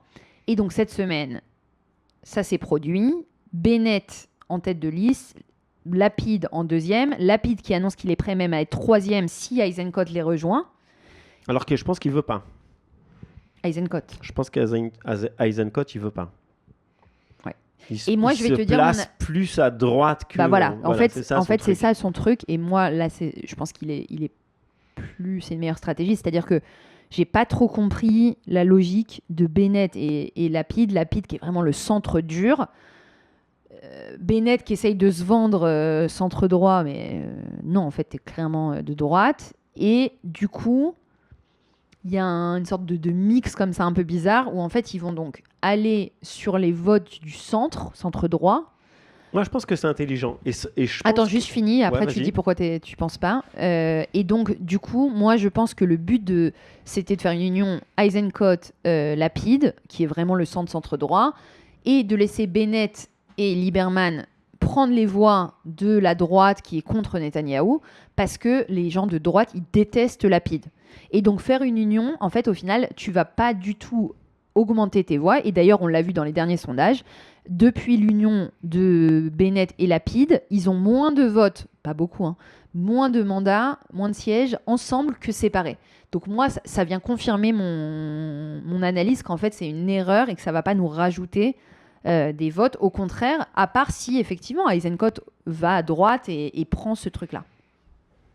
Moi, je pense que le but de tout ça, c'est d'essayer d'arriver à voler, on va dire, entre parenthèses, des votes à Netanyahou. Oui. Et donc, comment tu réussis à faire ça en essayant de créer une coalition qui soit claire au centre, en prenant les gens qui votent encore Netanyahou, mais qui sont plus centristes et qui aimeraient un peu voir les choses changer, les anciens, les Likoud à l'ancienne, on va dire. Et ceux qui n'en peuvent plus de la corruption et tout ça, et qu'ils aient quelque chose dans lequel ils puissent se retrouver. Et donc, ces deux-là ensemble, en plus, ils ne sont pas... non, mais alors là, ils ne sont pas tout neufs en politique. Ronnie, ils représentent... Les gens de droite du Likoud ne voteront jamais pour Lapid. Mais jamais. Je ne suis pas sûr. Je te dis pas que tous. Attends, Lapid, il est connu pour détester les religieux, machin et tout. Ils lui ont fait aussi un... Non, je pense que là où tu as raison, c'est si Eisenkot, qui est d'ailleurs pas forcément de droite... Il y a beaucoup de gens à droite qui n'en peuvent plus des religieux. Il y a beaucoup de gens du Likoud, il y a beaucoup d'anciens, de gens qui doivent aujourd'hui voter Likoud et qui y vont en votant en se... D'accord, ils vont voter Bennett, mais tu rajoutes un Lapid à Bennett, il perd toute sa crédibilité pour les gens de droite. Alors pour moi, c'est justement, on est d'accord sur la stratégie, mais on n'est pas d'accord sur le fait que est-ce que ça leur apporte ces voix-là. Et effectivement, comme tu dis, du coup, la question, c'est est-ce que Eisenkot va aller sur ce ticket ? Moi, je pense que la stratégie, c'est de faire un front commun en disant, voilà, number one, number two, il n'y aura pas de grande discussion après ça.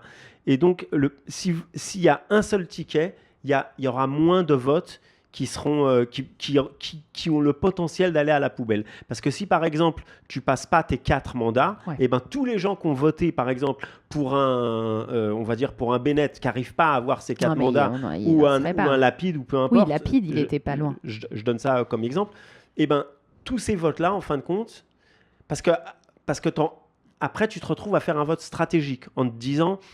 Pour qui je vais voter ? Est-ce que je vote pour la personne que j'aime le plus, mais qui n'a peut-être pas toutes ses chances d'avoir au moins ces 4 mandats ? Ou est-ce que je vais vraiment utiliser mon vote en allant voter pour quelqu'un que j'aime beaucoup moins, mais au moins, si je lui donne... Oui, mais ça, c'est une erreur. Le vote stratégique n'existe pas en Israël. Et donc, ce qu'ils font en s'alliant, c'est qu'ils permettent à des gens qui sont vraiment au centre-droite, de se dire, bon, bah, on n'a plus que de toute façon que ce parti à choisir. Et c'est plus facile. Mais tu as raison. Mais ta logique, elle ne marche que si Eisenkot les rejoint. Parce que sinon, ouais, mais bon, ça marche pas. Ça fait, on est et une pourquoi semaine, ce serait Bennett qui soit numéro 1 ? Pourquoi pas Eisenkot ? Pourquoi pas ? Peut-être qu'ils sont en train d'en discuter, justement. Pour moi personnellement, peu importe que ça soit Eisenkot, Yair Golan, Bennett ou Lapid, pour moi, peu importe qui est le numéro 1 ou le numéro 2 ou le numéro 3. Tout ce que je veux, c'est changer Netanyahou. Moi, si tu veux que le numéro 1, ça soit, je sais pas, Merav, Cohen, peu importe. Au point où on en est, je m'en fous. Je m'en bats mais je pense les oreilles. Je pense qu'il y a beaucoup de gens qui sont d'accord avec toi, mais au final, ça va avoir beaucoup d'influence sur la réalité de ce qu'on va vivre après. Si tu arrives aussi à faire se décider les jeunes, qui généralement, ils s'en foutent un peu de la politique, parce qu'ils se disent, ouais, de toute façon, tout ça, c'est vendu d'avance et tout ça. Les jeunes, les 18, 20, jusqu'à 25, qui souvent, ils sont en mode, bon, de toute façon, c'est toujours pareil, ça sera toujours Netanyahou et tout ça. Si tu arrives à leur donner vraiment un grand parti avec toutes les têtes de liste, dans un seul, à leur formater ça avec une seule liste, tu arriveras à leur faire croire qu'il va y avoir un changement. Alors, je vais vous donner deux sondages de cette semaine, juste pour que vous voyez depuis le moment où il y a eu cette union, où on en est. Donc, sur le sondage de la chaîne 12, on a en tête Beyachad, donc l'union de Yesh Atid et de Bennett, Esrim Veshesh, donc Bennett et Lapid, avec 26. Ouais. Ensuite, on a le Likoud avec 25 pour Netanyahou. En dessous de ça, 15 avec Eisenkot, 10 pour Yair Golan et les démocratim. Ensuite, je continue juste pour l'opposition, on a 9 avec Lieberman, 9 pour le Chasse, donc les ultra-orthodoxes séfarades, 9 Otzma Yehudit de Ben Gvir, 7 Yahadut HaTorah, les ultra-orthodoxes ashkénazes, 5 Hadash-Tal, donc 2 partis arabes qui se sont unis, et RAM, donc le parti de Mansour Abbas, un autre parti arabe. Donc pour l'instant, il n'y a pas d'union des partis arabes. Et Smotrich, il passe pas, Gantz passe pas, et les Milo et Ben Gvir, il a 9. Ouais. Je vous fais un autre contraste. Qui sont ces gens ? Ouais, parce qu'on se posait comme ces questions. Alors juste, je vous donne une comparaison, juste pour que vous voyez, parce qu'il y en a qui vont dire que la chaîne de 12, c'est une chaîne de gauche, ce qui n'est pas forcément le cas. Et donc sur la chaîne nationale, Cannes et Khadesré, la chaîne 11, on a 27 pour Netanyahou, 24 pour Bennett et Lapid, 15 pour Eisenkot, 11 pour les démocratim, 9 Ben Gvir, 9 Chasse, 8 Yvette, 7 Yahadut HaTorah, et pareil là les deux partis arabes, enfin les deux listes arabes, 5-5. Et on a une liste arabe qui est pour le coup anti-sioniste, qui, comme on est dans une démocratie, a le droit de se présenter à la Knesset, Balad, qui ne passe pas le seuil d'éligibilité. Donc voilà, je voulais vous donner ça juste parce qu'on ne le fait pas souvent. Et on a vu, ils ont fait un check, si Eisenkot rejoint maintenant donc l'union Bennett-Lapid-Eisenkot, on arrive à 41 mandats pour cette union, contre 25 pour Netanyahou qui ne bouge pas. Donc, massif, comme tu le disais, quoi. Ouais. On a peut-être des chances. On verra. Qu'est-ce qui va nous sortir de son chapeau ? On ne sait pas. On verra la semaine prochaine. Et donc, on va peut-être dire quelques mots donc, sur les partis arabes, effectivement. Donc, en Israël, il y a 4 partis arabes. Transition. Vous nous aviez posé la question. Qui sont les Arabes israéliens ? On explique. Déjà, ils ont des partis politiques, voyez-vous. Et même un parti anti-sioniste, officiellement. Imaginez-vous, les gars, qui ont un parti à eux. Les anti-sionistes ont un parti en Israël. Il y a plus black juive que ça, quand même. Et qu'on nous dise qu'on est... T'imagines, un parti... Donc, ils siègent à la Knesset avec un parti qui ne reconnaît pas Israël. Alors là, ils n'ont pas été élus aux dernières élections, mais jusqu'à il y a 4 ans, ils étaient... D'ailleurs, ils ne sont pas très soutenus, donc c'est aussi un point important. Les anti-sionistes arabes ne sont pas soutenus par la société arabe. Et donc, ceux qui sont retenus, c'est plus des partis qui sont le Parti communiste arabe, le Parti socialiste arabe et Mansour Abbas, qui est un parti, très souvent on nous dit oui, c'est les frères musulmans. Alors c'est vrai, c'est un parti religieux, donc islamique, qui lui aussi siège à la Knesset, qui a fait partie du gouvernement Lapid-Bennett, gouvernement du changement, et qui a bossé pour, en fait, qui représente globalement des électeurs qui sont des Bédouins du Sud, qui sont dans la périphérie économique et sociale également, et également des familles plutôt libérales, de médecins, de gens dans la high-tech, etc. Donc il est quand même très représenté. C'est quelqu'un de très... moi je le connais personnellement, avec qui j'ai travaillé du coup quand on travaillait au gouvernement. J'étais responsable de la société arabe au ministère de l'économie, et donc vraiment c'était un partenaire assez impressionnant. C'est quelqu'un de très pragmatique qui n'en a pas grand-chose à faire de tout ce qui est les combines politiques et qui veut juste le bien des citoyens arabes qui soient représentés. Il a dit à multiples reprises qu'il soutenait le pays dans lequel il vivait, que se définir sioniste pour lui à ses yeux, ce serait incohérent parce que c'est un truc de juif d'être sioniste, parce que c'est quand même le mouvement de libération du peuple juif et d'émancipation du peuple juif. Donc il dit, moi, en tant que citoyen musulman d'Israël, je reconnais mon pays, je suis loyal à mon pays, et je fais il est notamment, lui, il pousse pour développer le service civique des Arabes. Il dit, c'est un moyen de s'intégrer, on a des droits et des devoirs, on doit, certains n'iront pas servir à l'armée, mais on doit avoir... voilà. Donc c'est quelqu'un de profondément démocrate, qui est un partenaire que Bibi a d'ailleurs légitimisé quand lui est allé le négocier avec lui pour qu'il rejoigne. Il en voulait. Voilà, donc en fait c'est Bibi c'est Netanyahou qui a reconnu en fait Mansour Abbas comme un partenaire légitime au sein de la société israélienne. Et donc, lui, il parle plus des problèmes économiques de la société arabe, des problèmes de transport, et puis bien sûr, le problème le plus horrible dans la société arabe, le plus urgent, c'est la violence et la criminalité. Il y a des dizaines d'enfants et citoyens arabes qui meurent dans des conflits, généralement entre gangs. Voilà, il y a un enfant qui passe et qui se prend une balle. Et donc, vraiment, il y a un vrai problème pour la société arabe, pour les 21%, on le disait, d'Arabes israéliens qui, au final, vivent une réalité que peu de Juifs israéliens vivent, où vraiment il y a cette criminalité de gang qui... Alors peut-être que c'est le moment de parler de ce qu'on voulait aborder, donc l'apartheid, ce qui revient souvent en question. Parce que alors, la question, c'est est-ce qu'Israël est un pays d'apartheid ? Est-ce qu'il y a vraiment des lois spécifiques contre les populations arabes, et donc est-ce que ça en fait un pays où il y a franchement il y a deux vitesses, quoi. Oui, l'apartheid, c'est en fait deux régimes de loi basés sur des raisons ethniques, en fait. Voilà. Et donc Ronnie, il y a l'apartheid en Israël ? Personnellement, moi, je pense que non, mais enfin, on peut essayer d'expliquer déjà la configuration. Par exemple, quand on dit qu'il y a de la violence dans les communautés arabes, ça veut dire qu'il y a des villes, des communautés qui sont pratiquement que arabes. Et donc, là-bas, il se passe des choses qui ne se passeraient pas, on va dire, à Tel Aviv ou à Haïfa. Tel Aviv, c'est aussi une ville mixte, avec Jaffa qui a Jérusalem, Ashdod, Lod, Ramleh, Haïfa. Il y a beaucoup de villes mixtes, en fait. Mais il y a aussi des petits villages ou des petites villes qui sont Oum el-Fachem, Sarnin, qui sont des villes arabes. C'est un fait, il y a dans la société arabe plus de violence que dans la société juive. Je ne suis pas d'accord. Alors, les chiffres... C'est juste que dans la société juive, donc dans les villes où il y a vraiment cette violence, elle peut tuer ou...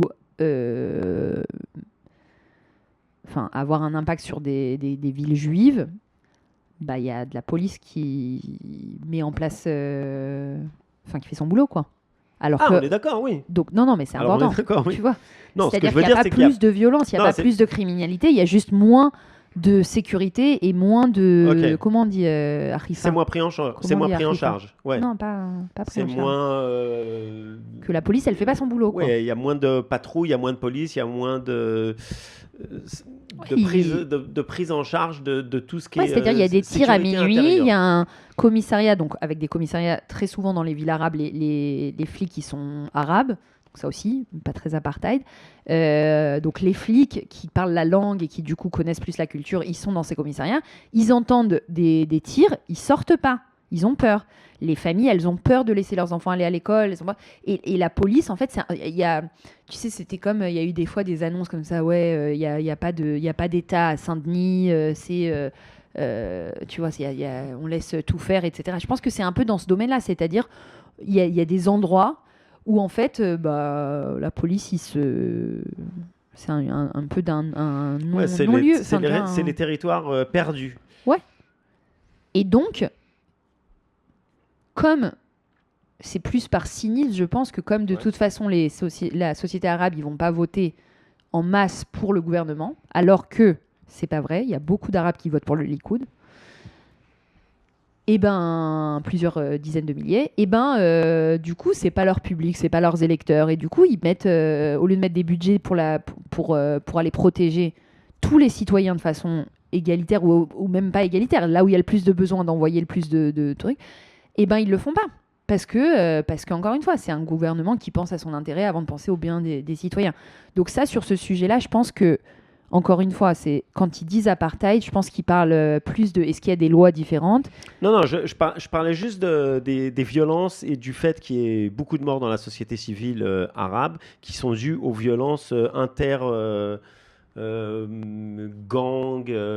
règlement de aussi, compte, famille, des crimes d'honneur là, les crimes d'honneur aussi, et comme tu dis, en plus avec ce gouvernement ça fait un peu leur jeu. Je vois pas Ben Gvir se lancer dans une grande campagne d'aider les populations arabes à vivre en plus en sécurité. Ouais. Et après, par rapport à des lois, alors il y a ce gouvernement, enfin le gouvernement d'avant de Netanyahou, il avait fait passer la loi qui s'appelle la loi de l'État-nation, qui est une loi en fait qui vient mettre dans un texte de loi une précision sur quels sont quelle est l'essence, en fait en Israël on n'a pas de constitution, donc quelle est en fait la définition de l'État. Ouais. Et c'est pas une loi qui est opérative, c'est une loi qui est déclarative et qui a fait beaucoup de mal, je pense, dans tous ces gens qui disent apartheid. Et avec ce truc de dire, en fait, de venir codifier le fait que l'hébreu c'est la langue officielle, alors qu'avant c'était hébreu arabe. De dire que les symboles d'Israël c'est la menorah et je sais pas quoi. De dire que c'est le pays du peuple juif, ce qui était déjà le cas. En fait, de venir codifier ça a vraiment, je pense, ravivé, et c'était le but de ce gouvernement complètement nationaliste, qui voulait dire à ses électeurs, regardez, on a dit aux Arabes qu'on est chez nous ici. Ouais, voilà. Mais ça n'a rien changé dans les faits. Ça n'a rien changé dans les faits du tout. Comme tu dis, c'était juste déclaratif. Et après, les autres différences, je pense qu'une vraie différence, pour le coup, de devoir, c'est le fait que les citoyens arabes n'ont pas l'obligation de faire l'armée, là où les Juifs l'ont, parce on comprend en fait la situation qu'au final on fait la guerre contre des Palestiniens ou des Arabes et que eux, étant donné que ça peut être soit leur peuple, soit ils peuvent avoir je sais pas, une différence c'est-à-dire une... Moi, je suis pas d'accord avec toutes ces différences. Moi non plus. Je te dis, qu'est-ce qui est la loi ? Avec la différence dans l'éducation et avec la différence dans la défense, donc avec le fait qu'il y ait plusieurs systèmes d'éducation, ça me tue. Mais alors, encore une fois, plusieurs systèmes d'éducation, pas entre juifs et arabes. C'est-à-dire qu'il y a 4 systèmes d'éducation en Israël, ce qui est complètement dingue. Il y a un système d'ultra-orthodoxe, il y a un système de juifs religieux, qui n'est pas ultra-orthodoxe, qui est juif plutôt traditionnel, orthodoxe. Il y a un courant juif laïque... normal, on va dire. Normal. Les normaux. Et un courant où on laisse donc aux Arabes le choix de leur éducation. Et donc, encore une fois, ça a été créé à la base pour un truc de respect de diversité. Ouais. Sauf que, en fait, quand tu te rends compte que tu n'as ni l'armée, ni l'école qui vient unifier, en fait, tu n'as aucun élément qui crée un commun dans la société israélienne. Et ça, moi, je suis tout à fait d'accord avec toi. Et encore une fois, ça peut être manipulé en disant, regardez, il y a un état apartheid parce que les Arabes, ils vont pas à l'école avec les Juifs. Mais déjà, il y a des écoles arabes et juives ensemble. Mais mais au contraire, ça a été mis en place à la base. Moi, je suis d'accord avec toi, c'est une erreur, mais justement pour dire on va pas vous imposer de parler de... mais si tu veux une vraie... Oui, mais c'est une erreur. Puisque si tu veux vraiment, de toute façon, une intégration sur le long terme et tout ça, il faut que tu envoies les enfants à l'école ensemble. Peu importe. Il n'y a qu'un système d'éducation. Moi, je suis d'accord même pour qu'ils aient l'uniforme, comme à Singapour ou comme en Angleterre, qu'ils soient tous habillés pareil. Parce que ça crée une vision de... voilà, c'est ça, ça nous permet Israéliens. À nous aussi, à travers le système éducatif, de définir un narratif unique. Exactement. Et l'armée. Pour moi, tout le monde fait l'armée. Alors moi, ça, je suis pas trop d'accord. Je pense Arabe, israélien, tcherkessi. Moi, je pense que tout le monde doit servir, mais je pense que... Tu peux pas servir peut-être partout pareil, et tu peux peut-être faire d'autres choses. Il y a beaucoup de gens qui sont à l'armée et qui servent en tant que... je sais pas, la sœur de ma femme à l'armée, elle était dans l'éducation. Oui. Enfin, les gens... On en a parlé la semaine dernière, mais à l'armée, c'est 5-6% qui sont des combattants. Tu as encore, on va dire, 10% qui sont des tomchei lechima, donc qui aident tout ce qui est aux combattants, qui entourent les combattants, c'est-à-dire que, voilà, quoi, ceux qui s'occupent de remplir les munitions et tout ça. Le reste, le gros de l'armée, c'est des 10 000 trucs. Tu peux faire tellement de choses dans l'armée, et ça peut être... Comme on l'a dit tout à l'heure, ça peut être, j'avais dit catapulte, mais c'était pas le mot, ça peut être un tremplin social et une façon de s'intégrer dans la société israélienne. Et tu peux être enseignant dans l'armée et aller en tant que prof enseigner à des écoles, à des enfants. Oui, mais alors ça se rapproche du système du service civil qui existe en Israël. Oui, mais ça fait partie de l'armée, ça existe aujourd'hui. Non, le service civil ne fait pas partie de l'armée. Je te parle du système d'enseignement au sein de l'armée. Aux populations un peu démunies. Tu as ça au sein de l'armée. Moi, je suis pour démilitariser au maximum Israël. C'est-à-dire, pour moi, le fait qu'il y ait une radio et des mecs qui vont donner des cours, ça n'a pas besoin d'être dans l'armée. Ça a besoin d'être avec un uniforme qui est celui qu'on a tous à 18 ans, qu'on soit juif, arabe, peu importe, qu'on soit religieux ou laïque, et sans excuse pour filles ou garçons. C'est-à-dire que les religieuses qui, en majorité, vont faire un service civique, très bien, mais d'accord, pourquoi il y a besoin d'être religieuse pour ça ? On peut aussi dire aux filles qui vont être éducatrices. Oui. Donc, moi, je pense qu'il faut unifier tout ce truc-là et donner une vision commune où tout le monde a un devoir de servir. On envoie des juifs dans les villages arabes éduqués à apprendre l'hébreu, on envoie des arabes apprendre l'arabe dans des écoles, on les envoie aider dans les maisons de retraite. Il y a tellement, Israël est tellement fort, autant pour les juifs que pour les arabes, dans le soutien, dans le développement des ONG. On est le pays avec le plus d'ONG par habitant au monde. Il y a vraiment un truc où les gens veulent donner d'eux-mêmes. Et moi, pour avoir travaillé dans ce domaine, je vois à quel point les jeunes dans la société arabe, ils ont envie de faire partie de la société. Si on les forçait, parce que voilà. Alors, mais on force déjà les juifs à aller à l'armée. Les juifs, oui. Mais si le fait qu'on leur laisse le choix, ça permet de dire bon bah je vais pas y aller parce que je veux pas être genre l'arabe qui y va. Si on les forçait, il y en a beaucoup qui seraient contents qu'on les force. Mais bien sûr. Mais d'ailleurs les propositions des partis arabes, ils le disent eux-mêmes. Ils le disent. Bien sûr. Parce que quand tu donnes le choix, eh ben évidemment qu'ils vont pas aller se proposer. Il y en a qui le font. Il y en a, mais c'est plus compliqué parce que tu vas presque à l'encontre de ta famille, de tout le village, ou de juste tout le groupe. Des traditions. T'es le traître à la tradition. Non, ça je pense pas que ce soit le. Alors que si, bon bah t'es forcé, tout le monde y va, donc t'es obligé de donner. Mais c'est sûr. C'est évident. Je pense pas. Enfin. Il n'y a même pas de débat. Donc bref, pour finir sur le sujet de... si je peux donner un peu mon input sur vraiment le concept dans la société, je pense que il y a des différences qui sont très souvent dans la société arabe. On voit que c'est des villes qui sont plutôt au nord, dans le sud, etc. Il y a le sujet, je pense, un des sujets critiques peut-être qui est profondément une inégalité, c'est tout ce qui va être la construction de nouveaux villages et les autorisations, par exemple avec les Bédouins qui construisent en fait, qui sont des Bédouins, donc qui sont nomades et qui du coup vivent dans des terrains vagues avec des habitations qui ne sont pas reconnues.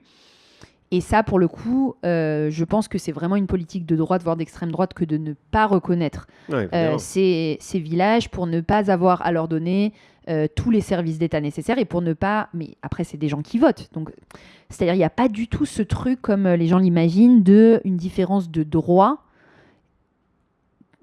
Tout citoyen, encore une fois, tout citoyen juif ou arabe a le droit, a les mêmes droits. Ils n'ont pas tous les mêmes devoirs, comme on l'a dit, ils n'ont pas besoin d'aller à l'armée, mais ils ont tous les mêmes droits. Après, il y a des inégalités. Oui, il y a des inégalités, il y a des endroits où tu le sens, par exemple, quand un arabe va essayer de prendre l'avion et qu'il va aller à Ben Gurion, à l'aéroport, c'est clair qu'il va y avoir un check-in qui va être beaucoup plus compliqué et qui vont devoir arriver beaucoup plus avant.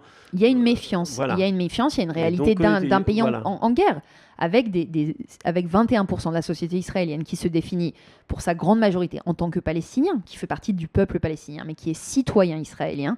Et dans cette complexité que vous n'arrivez pas à capter sur les réseaux sociaux et que vous nous gueulez dessus, c'est hyper important de faire la part des choses. Quand on dit qu'il y a du racisme systémique dans tous les pays du monde, Israël n'y coupe pas. Il y a un racisme systémique qui va contre des minorités ou contre... Et je pense que tu vois ce que tu disais tout à l'heure, moi je voudrais n'importe qui, je m'en fous, c'est Bennett, Eisenkot et tout, je veux retourner à Israël d'avant Netanyahou.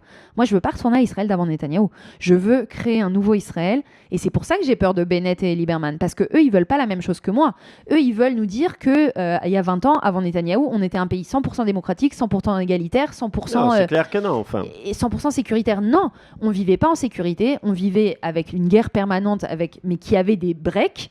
Ici et là, et en fait moi c'est ça, tu vois, mon espoir c'est de dire au final, moi je voterai seulement pour quelqu'un qui dit on va pas retourner à la situation d'avant, je ne vais pas être sous couvert parce que j'ai peur de vous dire ce que je pense, je veux 1, 2, 3, 4, que ça vous plaise ou non, on peut pas être d'accord à 100% avec son représentant politique, je pense que c'est infantile de penser que c'est possible, et donc moi je veux. Et c'est pour ça que je pense que le truc le plus sioniste et le plus fort quand on aime Israël, c'est de vouloir Israël comme une vraie démocratie. Et une vraie démocratie, c'est quoi ? Et on le sait très bien en tant que juif, c'est un pays qui protège ses minorités. Et donc pour moi, Israël ne sera jamais une démocratie tant qu'on aura peur d'offrir 100% d'égalité et d'aller se battre en tant que sioniste pour cette égalité, pour un Israël qui est, comme l'avait prévu même Jabotinsky, qui avait dit qu'il y aurait un président juif et un premier ministre arabe. Pourquoi quelqu'un comme Jabotinsky était capable de dire un truc comme ça et aujourd'hui, on n'est pas... Les gens qui se disent représentants de Jabotinsky, ils sont... Ou même des gens du centre sont pas capables de dire ça, ils n'ont même pas le courage politique de dire qu'évidemment, les citoyens qui sortent voter et qui vont choisir de voter Mais pour en arriver à ça, faut d'abord en finir avec Netanyahou. On est d'accord, mais faut être pragmatique. Mais d'accord, faut réussir mais voter pour des gens qui te disent qu'ils veulent pas d'arabes au gouvernement. Moi, je suis désolée, je trouve que c'est invraisemblable que des gens on est d'accord, mais depuis 20 ans, on est dans le même cercle. On s'embourbe entre nous à pas être d'accord et ça fait le jeu des Netanyahou. Mais moi je trouve que tu présentes ça comme si c'était un truc Shulaim. C'est pas un truc. C'est pas un truc d'un petit détail que de dire. Moi, quand j'entends on veut un gouvernement avec que des partis sionistes, pour moi c'est inaudible. On est d'accord. Moi, évidemment que je préférerais qu'on parle d'autre chose. Mais là, encore une fois, la situation est tellement catastrophique qu'au point où on en est, je prends tout ce qui n'est pas Netanyahou. Et après, Ouais, mais ça, c'est un peu la technique Gantz de... moi, je veux un grand ardout national et machin. Tu te rappelles ce qui s'est passé aux dernières élections ? Tout le monde avait raison. La gauche, par exemple, il y a eu cette histoire entre le Meretz et la gauche, et donc le parti travailliste, qui n'ont pas été d'accord pour s'entendre et s'unir dans une liste commune. Mm-hmm. Et donc, ce qui s'est passé, c'est que tout le monde, nous, on est plus à gauche que ça, et il y avait des détails, et on ne s'entendait pas. Et ces deux listes ont décidé de ne pas s'unir et de partir en campagne chacune séparément. Mm-hmm. Et Meretz a perdu toutes ses voix. C'est-à-dire qu'il y a au moins 3 mandats qui ont été jetés à la poubelle. Non. Il nous a manqué 3000 voix pour atteindre le seuil d'éligibilité. Donc on a perdu 4 voix, 4 sièges. Et donc tous les gens qui ont voté pour ça, et ben leur vote est passé à la poubelle. Ouais. Et ça fait le jeu de Netanyahou. Le mien compris. Et donc c'est comme ça qu'il a été élu. Et si ces deux-là avaient dit « Ok, soyons pragmatiques, on s'engueulera après ». Oui. Et donc je reviens là-dessus. On s'engueulera après. Déjà, soyons pragmatiques. Oui, mais tu vois, ils sont pas capables de dire on a besoin mais ils sont pas capables. d'un parti arabe et c'est pas la fin du monde. C'est des citoyens comme tous. Ils sont même prêts à s'engager à l'armée ou en service civique. Donc, ils sont plus sionistes que les ultra-orthodoxes. Mais on est d'accord. Bah voilà. Mais est-ce que maintenant, je vais commencer à me prendre la tête avec un Lieberman en lui expliquant qu'il faut qu'il fasse ci ou qu'il fasse ça, ou que je vais m'allier à lui en disant... Toi et moi, déjà, on fout Netanyahou dehors et après on s'engueule. On est d'accord, mais on n'y arrivera pas. Selon les sondages, on est toujours à 60-61, mais tu vraiment ric-rac. Je sais que je t'énerve, mais il y a un moment où il faut regarder la réalité en face.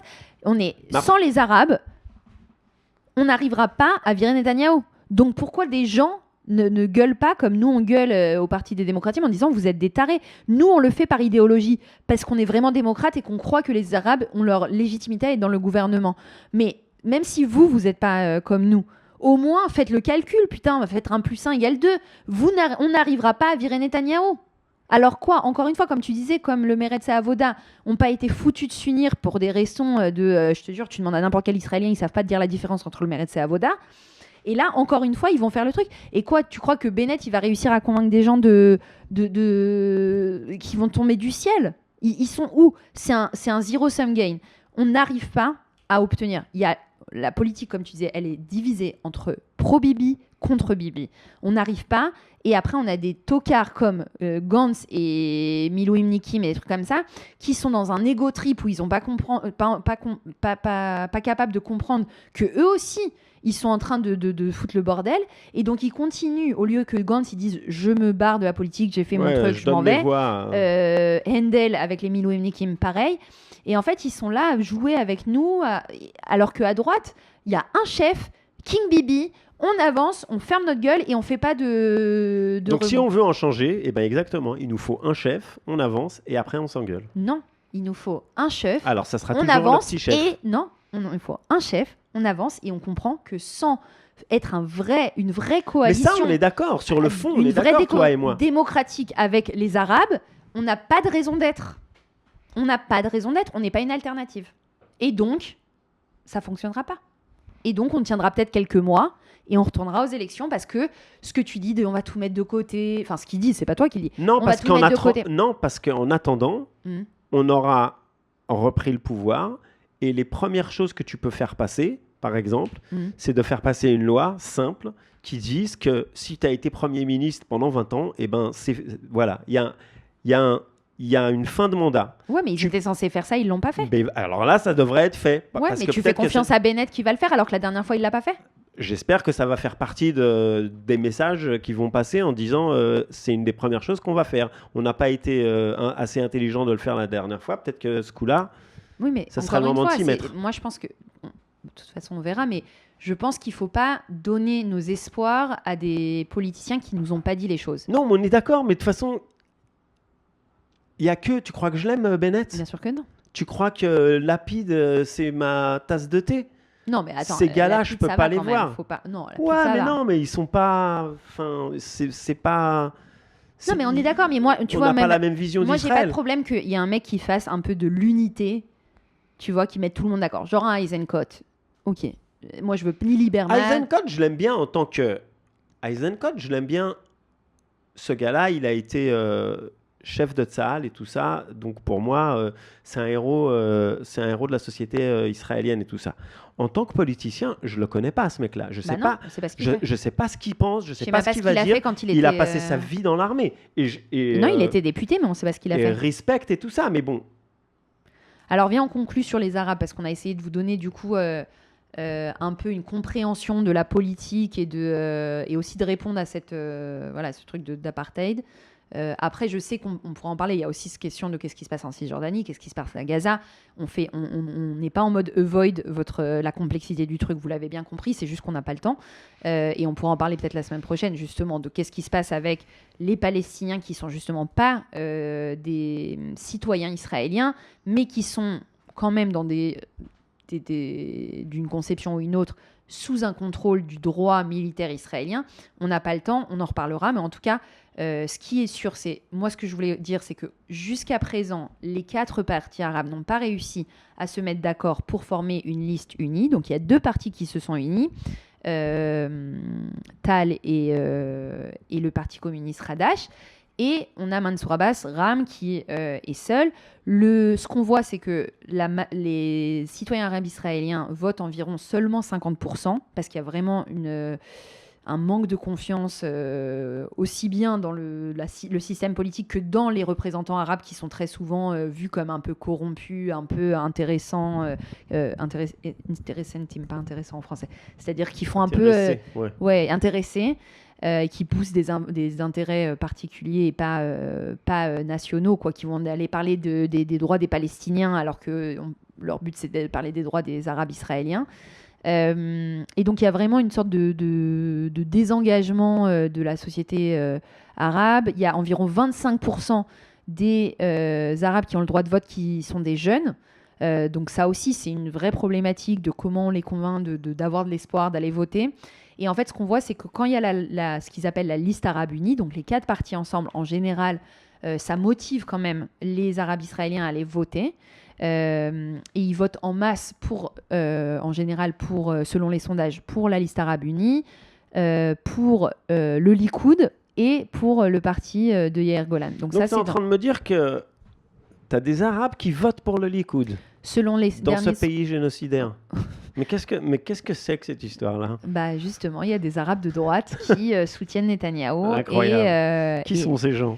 Il y en a beaucoup, il y en a selon... Voilà. Et donc ce qui est intéressant, c'est de voir que la création de l'union des partis arabes ou non influence vraiment de façon significative le fait que les gens aillent voter, pour qui ils vont voter. Et ce qui est très intéressant, c'est que donc, le parti démocratique qui va avoir des représentants arabes sur sa liste et qui parle de partenariat vraiment de partenariat de destin commun entre juifs et arabes avec des vraies propositions pour les arabes, ce qui était le cas du Meretz et du Avoda dans le passé.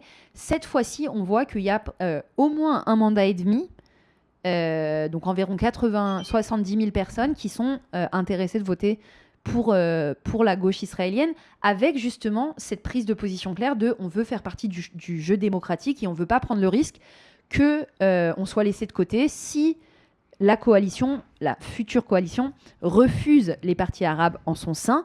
On veut avoir des représentants, et ça c'est un game changer incroyable, historique, et ça donne beaucoup d'espoir de voir des citoyens arabes qui disent juste, en fait, on est de gauche, on veut être entendu et on veut être représenté, et donc ils vont jouer le jeu de est-ce qu'on est de droite, de gauche, est-ce qu'on est pour ou contre Netanyahou, et qui vont donc vraiment sortir peut-être, s'il n'y a pas l'union des partis arabes, de cette dynamique vraiment traditionnelle, identitaire, et vraiment se positionner comme des citoyens israéliens, qu'ils soient juifs ou arabes. Ça fera un choix qui sera idéologique, politique, pour une nouvelle vision d'Israël.